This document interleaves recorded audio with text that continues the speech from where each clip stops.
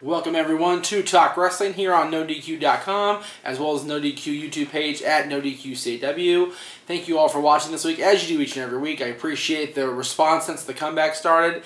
It's been a tremendous amount of fan support, and I greatly appreciate each and every one of you watching. Let's get right to it. First question today comes from Josh Harvey on Instagram. His Instagram is at alwaysjoshinya. Always Joshinya, got it. Okay, that makes sense now. I watched the video of you talking about the Divas division, who should be released and who should be brought up. With that said, regarding the male roster, which NXT superstar do you see being called in the near future, and how do you see them doing? Well, there's no greater example of how an NXT superstar can do being called up than Kevin Owens right now. He is the man. As of this taping, he's an NXT champion. He is the hottest heel in the company right now for a reason. And he's been doing a great job. You've got guys like Neville who came up, and Neville's doing great things. You had, a lot of guys from NXT came up. The Lucha Dragons. The Ascension is finally starting to get a little bit better, but they had a slow start. They're continuing to get a little bit better each and every week. But right now in the system, you've got Sami Zayn, who once he's healthy will be a force to be reckoned with. Same with Hideo Itami. You've got Finn Balor, who will be great when he comes up. You've got Tyler Breeze, who has been there longer than just about anybody, has yet to be called up to the main roster. I'm not sure if his gimmick would work for the main roster. He's very much got a Dolph Ziggler narcissistic type attitude, so I don't know if his character would translate well to the main roster. An example of a guy that they thought would do well and didn't was Adam Rose. Adam Rose got called up after being Leo Kruger for a while in NXT, and then was transformed into Adam Rose. He did well there, but did not translate with the main roster over the course of time. So there's good and bad on both sides.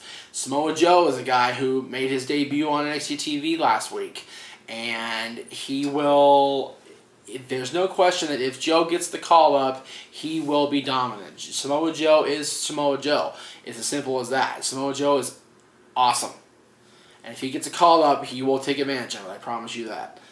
Okay, let's see. James McMurray on Instagram, at James the McMurray. Assuming WWE gave Sheamus his new look to get him over as a serious thuggish heel, why on earth does he still wear the beard accessories if everyone is in agreement that they make him look stupid? Now, that's been the chant for Sheamus, isn't it? You look stupid.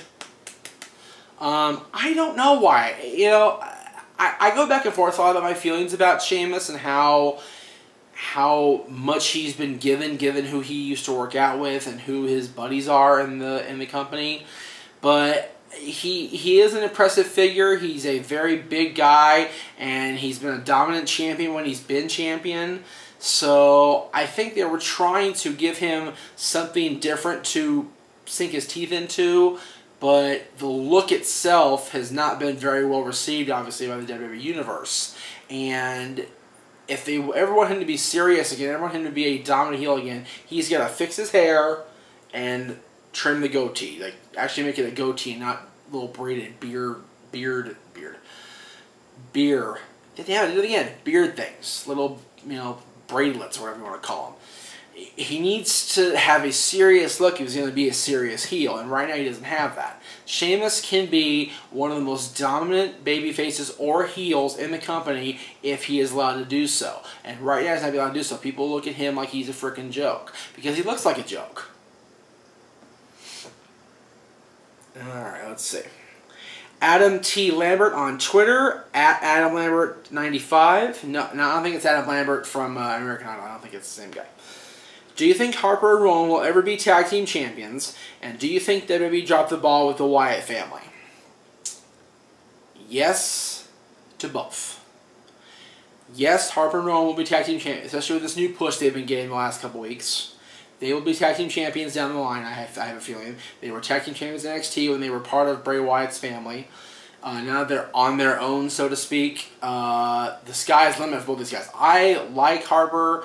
I didn't like Rowan so much when they split up and he was a babyface and he was kind of just being his own weird entity. But I love they're back together, and I hope they do great things. I really do. As far as dropping the ball, yes. They've dropped the ball with Bray Wyatt almost from the beginning. They hadn't had a dominant feud over Kane in the summer 2013 with the Ring of Fire match and everything. But from the minute he stepped in the path of John Cena, they have dropped the ball each and every step of the way with him. And it's been a disaster. He lost to John Cena in the feud. Undertaker ousted him in WrestleMania. He got a dominant win over Ryback. I think I remember that happening. I don't remember exactly now. But again, you're not beating Cena and Undertaker, but you're beating Ryback. How are you a dominant monster heel if you're not going to beat the big guy, the big time players? Simple as that. Alright, next ones. There's a couple questions come from Pablo Rosado on Facebook. You can find him on YouTube at Phoenix Ice Able. Phoenix Ice, I-C-E, Able, one word, on YouTube. Do you think that Kurt Angle should go back to WWE to be Jack Swagger's mentor? That will give Jack Swagger a legit push. If WWE doesn't want Kurt Angle to be physically involved because of his health as a wrestler, I don't think they'd have him be involved in a physical way as a manager or as a mentor of Jack Swagger. I think that once Zeb is healthy again, if he is healthy again, they will have Zeb reunite with Jack Swagger and put Jack Swagger hopefully back on TV. Because I like the dynamic of Zeb and Jack. I did from the beginning. I think it's a great character. I think it's a great... he had great storylines when he was with Jack to a certain extent. So why... again, you know, there's stuff in the business. If it's not broke, why fix it? If The Rock wrestles at WrestleMania, to me it should be against Goldberg or Batista. Goldberg would be a rematch. Batista, the match never happened. No. Rock and Batista are both, maybe they might come back, guys. Goldberg's gone out on record on Twitter and on reports that have been posted by NoDQ.com that he wants nothing to do with WWE because they don't have anything to do with him. He's not one of their guys. He's not in their inner circle. He doesn't want to be involved. So, Rock's like with Goldberg again. And as far as Rock and Batista, we get a little snippet of that at WrestleMania 20, and it was decent. But Batista is committed full-time to Hollywood, as is Rock. When Rock comes back, it's for an appearance in the ring talking, or an appearance with, you know, somebody else, another name, like a Ronda Rousey. Rock's not going to come back just to fight Batista or fight Goldberg. If Rock comes back, big deal happens. Big things happen when The Rock comes back. This is from, let's see what we got here. There we go. Stephen Hammer on Instagram, at FatmanHam. These social media names are great. I always love when I come back and do shows with Aaron because I get to read the Twitter names and the Instagram names, and some of these names are just fantastic. This is kind of a slightly outdated question. We'll go ahead and see what the people think of my answer. Ever since the Stone Cold podcast with Paul Heyman, people have been questioning a match with Stone Cold versus Brock Lesnar. It's a wrestling fan's dream match. 10 years ago, it would have been huge, but now Austin isn't in the best health. Do you think that WWE should pull the trigger on this match at WrestleMania? Well, first of all, not even 10 years ago, more like 15 years ago, or, 13 years ago, when it was supposed to happen on Raw for the King of the Ring qualifier. But Austin didn't want to pull the trigger on something that could have been huge and monumental. Now, Austin, in an interview last week, mentioned that he was cutting a promo because he wasn't sure what Paul was going to say, so he reacted in Stone Cold character, but didn't want to get people's hopes about a match happening at WrestleMania. So was Steve Austin trying to throw us off the scent, or is he being sincere? Hard to say. But I honestly don't believe that Austin is going to be in enough physical health and time to have a decent match with Brock Lesnar on a grand stage like WrestleMania, or even a SummerSlam or anything like that.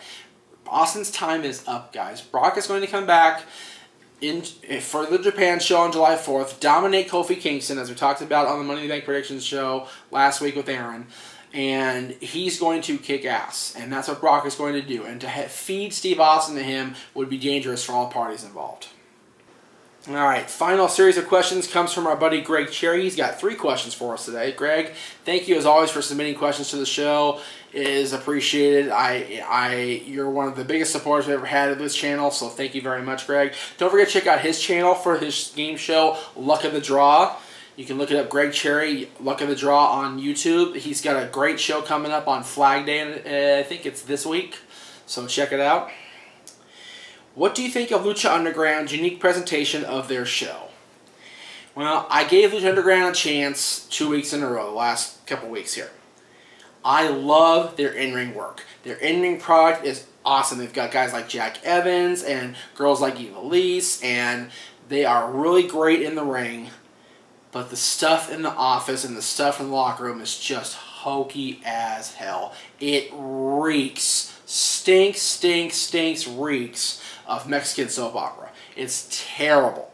I did not like that presentation at all. I doubt I will try and sit down and watch another episode unless they seriously change up something. And I know that's just me. I know I'm in the minority because a lot of people love Lucha Underground. They think it's a great alternative to TNA and Ring of Honor and WWE, and that's fine. But it's not my cup of tea. It's just not. Do you think Ring of Honor will greatly benefit from Samoa Joe's appearance on their show while being under contract with WWE? Yes, I do. Samoa Joe is one of the biggest, names to come out of Ring of Honor and then TNA and then go to WWE in recent memory. Much like a CM Punk, much like a Bryan Danielson, who they both did Ring of Honor, Punk did TNA. Joe, I think it's this week as this is being aired, that Joe is teaming with AJ Styles against Frankie Kazarian and Christopher Daniels for the Ring of Honor Tag Team Championships. Now, granted, Joe's probably going to win the titles because he's trying to fulfill obligations, not create more with Ring of Honor because he wants to go to WWE full-time.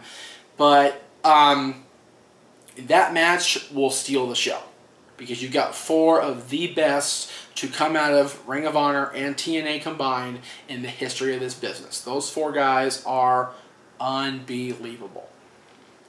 And Joe's presence there with the WWE contract in his back pocket will only lend name value and credibility to Ring of Honor, which they need even more of, even though they have a lot already. Speaking of AJ Styles, Greg asks, what is your opinion on the AJ Styles WWE rumor? Would he be a good fit, or is it too late for him to make an impact? Impact, AJ. I like what you did there, Greg. It's too late.